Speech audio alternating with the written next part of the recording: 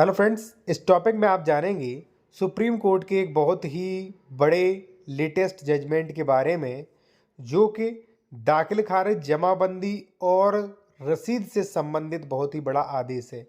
ये आदेश supreme court ने दिया है Jitendra Singh versus state of Madhya Pradesh सरकार में।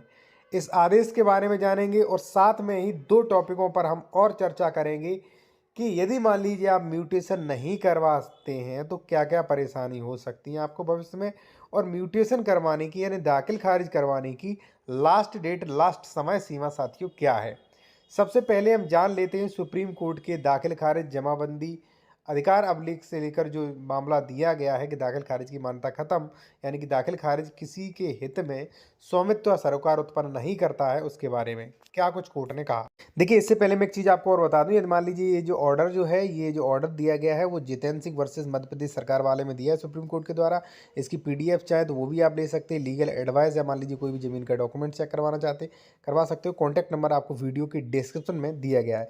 साथियों, सबसे पहले बात करेंगे राजस्व रिकॉर्ड या जमाबंदी में प्रविष्टियों का केवल वित्तीय उद्देश्य के लिए होता है, अर्थात भू राजस्व या लगान कहते हैं। ठीक है, अब भुगतान और ऐसी प्रविष्टियों के आधार पर कोई स्वामित्व प्रदान नहीं किया जाता है, यानी कि मान लीजिए आप लगान है, जमाबंदी में आपका नाम है, तो कोई भी स्वामित्व प्रदान नहीं किया जाता है। और आगे देखा गया है कि जहां तक संपत्ति के शीर्षक यानी कि टाइटल संबंधी, यह केवल एक सक्षम सिविल न्यायालय जो है वो ही तय कर सकता है कि कौन किसका पास इसका टाइटल रहेगा, कौन इसका असली टाइटल जो है, कौन इसका असली जो है मालिक है। ठीक है, पहली चीज मैं आपको बता दूं, पीठ ने आगे कहा कि सूरजभान बनाम वित्तीय आयोग 2007 6 SC 186 मामले में यह माना गया है कि राजस्व रिकॉर्ड में एक प्रविष्टि उस व्यक्ति को टाइटल प्रदान नहीं करती जिसका नाम रिकॉर्ड ऑफ राइट यानी कि अधिकार अभिलेख या जमाबंदी में है। यानी कि साथियों, सुप्रीम कोर्ट ने यह कहा कि भाई जमाबंदी में मान लीजिए दाखिल खारिज में आपका नाम है तो उसका ये मतलब नहीं कि आप उसके मालिक बन गए सर्वकार। अब क्या कुछ कहा वो आप जान लीजिए। कोर्ट ने कहा कि राजस्व रिकॉर्ड या जमाबंदी में प्रविष्ट का केवल वित्तीय उद्देश्य होता है। वित्तीय वास्तव में जो लगान संबंधी, क्योंकि जब आपका जो रिकॉर्ड ऑफ राइट्स होता है, अधिकार अभिलेख, खतौनी, फर्द या जमाबंदी, उसमें नाम आ जाता है तो यानी कि अब लगान आप पे करोगे तो लगान संबंधी लिए होता है। बिल्कुल सही है। ऐसी प्रविष्टियों के आधार पर कोई भी स्वामित्व उत्पन्न नहीं होता है। यही भी कहा है जहाँ तक संपत्ति के स्वामित्व अधिकार का सवाल है, ये केवल सक्षम सिविल कोर्ट द्वारा ही तय किया जाएगा। स्पष्टीकरण आप देख सकते हैं।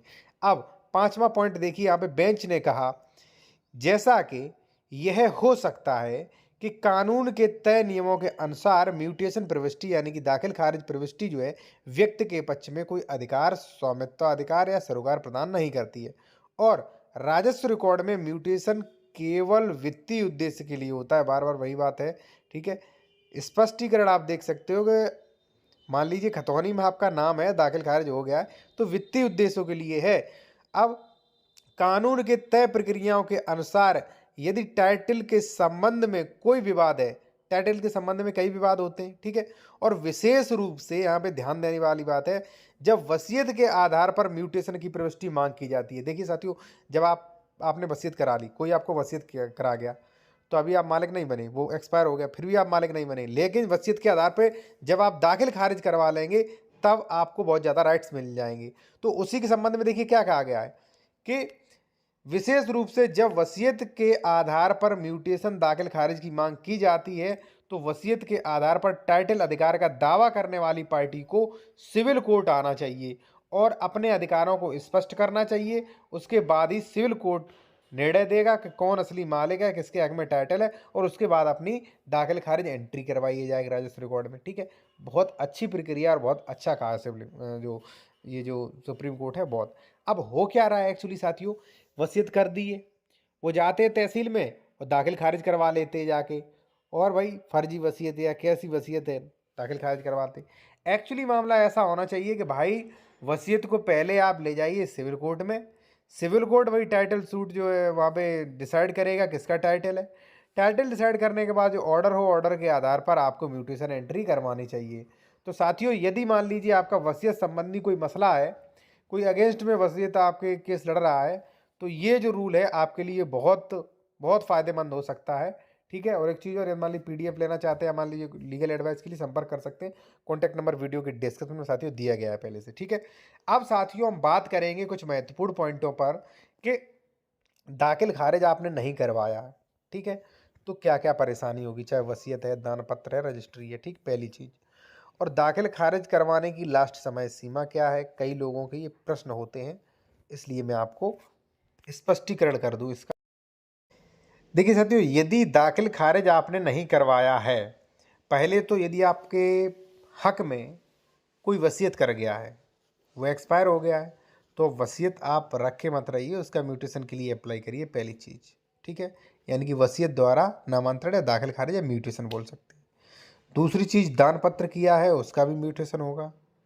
आपने कोई बैनामा करवाया, ज़मीन खरीदी थी, उसका भी म्यूटेशन होगा। या मान लीजिए आपके पिताजी एक्सपायर हो गए हैं तो उनकी ज़मीन आपके नाम आनी है, उसका भी म्यूटेशन होगा। यानी कि नामांतरण म्यूटेशन एक ही बात, दाखिल खारिज होगा, ठीक है। अब आपने नहीं करवाया तो अलग अलग परेशानियां होंगी। पिताजी एक्सपायर हो गए, आपने नहीं करवा पाया तो बहुत बड़ी परेशानी नहीं, वो जब भी करवाओगे हो जाएगा, ठीक है। थोड़ी बहुत परेशानी आ सकती है, ठीक है। अब सबसे बड़ी समस्या होती है कि भाई आपने ज़मीन खरीदी, मुझसे खरीदी, आपने रजिस्ट्री करवा ली, सारा पैसा दे दिया, लेकिन आपने दाखिल खारिज नहीं करवाया, तो अब यहीं से परेशानी शुरू हो जाएगी, ठीक है। अधिक दिन हो गए तो पत्रावली रिजेक्ट हो जाएगी, दाखिल खारिज तहसीलदार करेगा नहीं, पहली चीज़। दाखिल खारिज जब नहीं हुआ तो वो ज़मीन किसके नाम आ रही है, मेरे। अब मेरे बाद वो ज़मीन आ जाएगी मेरे बच्चों के नाम पे।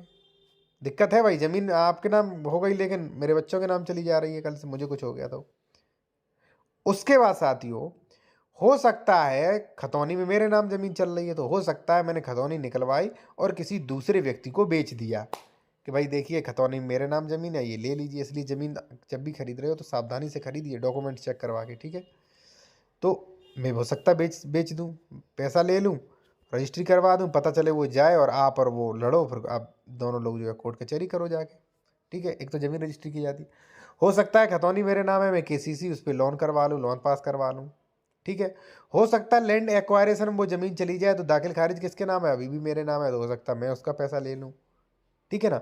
तो ये तीन तो बहुत बड़े नुकसान है। इसके बाद जो सबसे बड़े नुकसान है, आपके नाम दाखिल खारिज नहीं है तो आप धारा 116 की कार्रवाई नहीं कर सकते, अंश निर्धारित, धारा 117 की कार्रवाई नहीं कर सकते, बंटवारा, और धारा 134 की कार्रवाई नहीं कर सकते, बेदखली, धारा 24 की कार्रवाई नहीं कर सकते यानी कि मेड़बंदी, ठीक है। धारा 32/38 की कार्रवाई नहीं कर सकते, संशोधन की कार्रवाई।